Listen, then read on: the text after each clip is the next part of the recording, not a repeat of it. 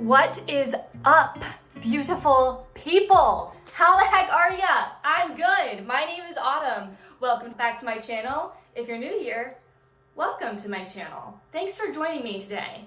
If you clicked on this video, I'm gonna assume that you're having some hair troubles. And for that, I am so sorry. When I was losing my hair, it was quite honestly one of the most insecure times of my life. Next to me having acne, really bad acne. Those are the top two. I remember when my hair was falling out that I looked at every single person with thick hair wishing mine would come back. So today, I have 10 tips for you guys on how I got my hair back in good condition, growing, less breakage, the whole 9 yards. I have done a ton of research on this. This has been an ongoing journey for me for about five years, whatever. Anyways, so I'm gonna go ahead and hop right into this video. I'm gonna talk a little bit about my background, why I think my hair was falling out, and then go into the tips that helped save these luscious locks. So let's hop right in to my hair journey. Give you guys a little bit of background. When I was younger, I had this super long, like all the way down to my butt, thick hair. I'll insert a picture here. This is when I was in high school doing Hairspray, the musical. That is all of my natural hair, like all of it, like just curled. That's it. It's all natural, baby. So you can see I had a lot of hair on that head. And then fast forward to this picture of my hair my sophomore year of college. What the heck happened? What happened? I suspect a couple of things. Obviously, there's no way to 100% know what exactly it was that caused my hair to fall out so significantly, but I have a couple ideas. Number one, I really do believe the birth control I was on at the time had a huge impact on my hair falling out.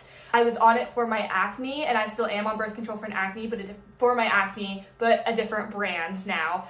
The one I was on dried my skin out so much that like my hair was really dried out, and I felt like my hair was just like breaking off, falling out.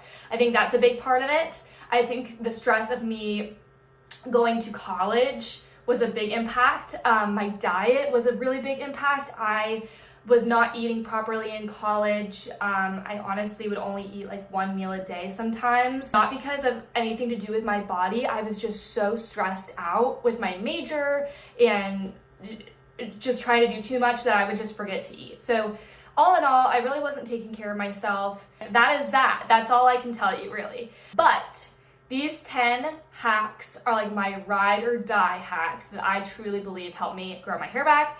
So I'm gonna tell you, I have my little notebook here so I don't forget. Number one is to get a good shampoo and conditioner. I know everybody's heard like no parabens and sulfates and blah, blah, blah, blah, blah.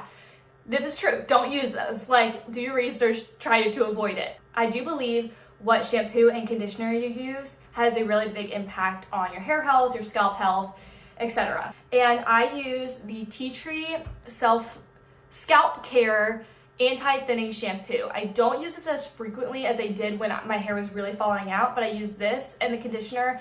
I will say the original Tea Tree bottle does have sulfates and stuff in it. So this one does not. This one is specifically for anti-thinning. The main shampoo and conditioner that changed my life forever and ever, Olaplex. I used to think that Olaplex was such a scam. It's so expensive. These things are true. There has been a really big scandal recently with Olaplex all over TikTok, basically saying that one of the ingredients in the Olaplex brand can cause infertility.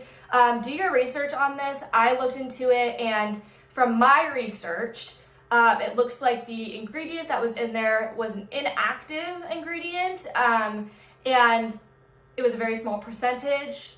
Also, Olaplex has already removed this ingredient from its products going forward so that it can be sold in the UK. So ultimately, I personally don't see a problem with continuing the use of these products. Do your research. I'm, not a doctor or a fertility doctor or anything, but I do know that this shit saved my hair. I started with number 3, 4, and 5. If you're gonna just get one, I would get number 3. It's like a mask you put in your hair while it's wet before you like shampoo and condition. It really, really moisturizes your ends And then I also have now number 6 and number 7, the leave-in conditioner and oil. Honestly, you're supposed to use them together. Sometimes I just use the leave-in conditioner. I don't think the oil is completely necessary, but a nice thing to have if you're really trying to get your hair where you want it to be. Going into number 2 kind of piggybacks off of number 1, and that is putting rosemary essential oil or mint essential oil in your shampoo and conditioner. There's been a lot of studies done where mint and rosemary essential oil can stimulate the hair growth on your scalp. Definitely look into it. I think this is a fantastic thing to do. I put it in my shampoo and conditioner, and or I'll make like an oil mask and like mix it with something. Just please be careful. Do not put straight mint or rosemary oil on your scalp. It will burn like holy hell. It will burn. I did this once. I made this mistake. Just learn from me. Don't do it. Mix it with another oil, something, massage it, rinse it out. Boom. Tip number 3. This is my ride or die, and I will continue using this literally until the day I die. It's the Vital Proteins Collagen Peptides Powder. So I am obsessed with this stuff. I've gone through like 4 jars of it. I put it in my coffee in the morning, and basically it just has like a ton of collagen, and it's got collagen, protein. I know there's ones that you can get that have some more vitamins in it. This is just the one that I've used, and I've loved it. I really, really, really think it's made a huge impact on not only my hair, but my skin as well. This video is not sponsored by Vital Proteins. They probably have no idea who the heck I am. But I do love this product so much, and I would love for you guys to get it and try it if you are struggling with your hair. So feel free to use that link below, and if not, go buy it off of Amazon. It doesn't matter to me. I just want your hair to be long and luscious and beautiful, okay? Okay. Tip number 4, I used the Ordinary Hair Care Multi-Peptide Serum for hair density. I would put this right when like my hair was really thinning, like right here on my hairline. As you can see here, I did take some pictures of what my hairline looked like before I started using that. Scary times, guys. Seriously, my hair was really thinning. I definitely think that it helped along like my scalp here. I don't think that like, I think that this oil definitely helps your hair grow. I used it all over my head. Now that my hair is in pretty good condition, I pretty much just use it like on my hairline and like along my part. But use it on your whole head. I do. I only would use this when I was getting out of the shower, because if you use it on dry hair, it makes your hair look a little bit greasy. Number 5, get yourselves a Turby Twist. Stop drying your hair with rough towels after your shower. Let me tell you what you're gonna do. You're gonna get this Turby Twist. It's a microfiber towel, so it's not gonna pull your hair.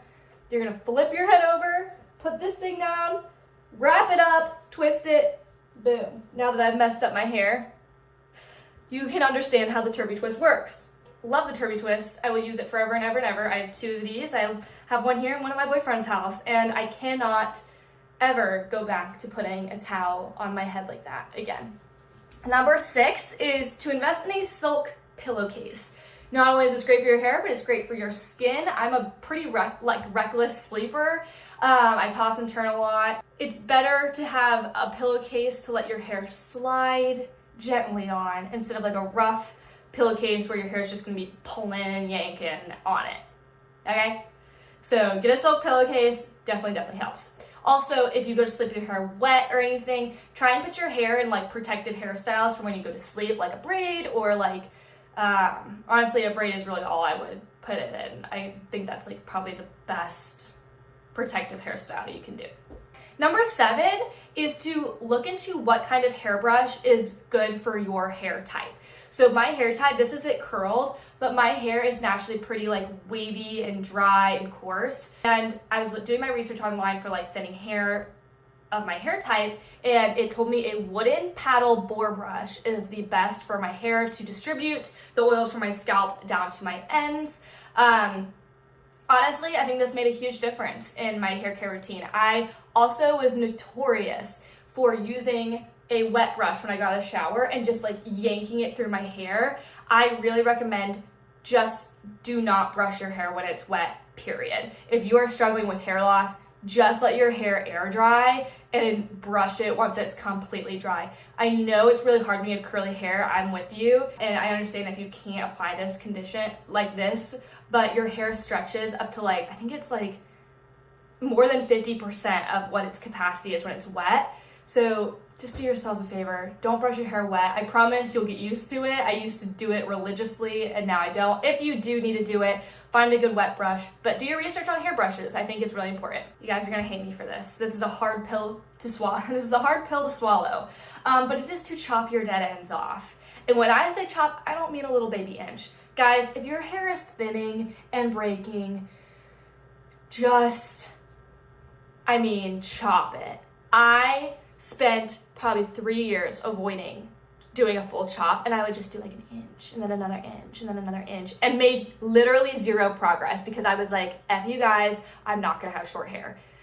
I'm telling you, just do it. Just do the chop, take good care of your hair, start fresh, start clean. You will get long, luscious hair way faster than doing what I did, where I inevitably had to chop it anyways, okay?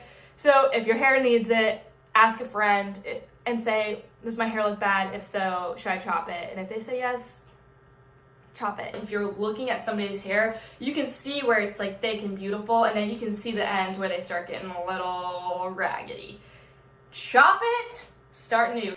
Number 9 is use less heat. I know, these are the things we don't want to hear, but it's true. Use less heat. Try some heatless hairstyles. If you do have to use heat, use a good heat protector. I use the Bumble and Bumble hairdressers heat UV protective primer. It works really well for me. And it smells really great, so I 10 out of 10 recommend using it.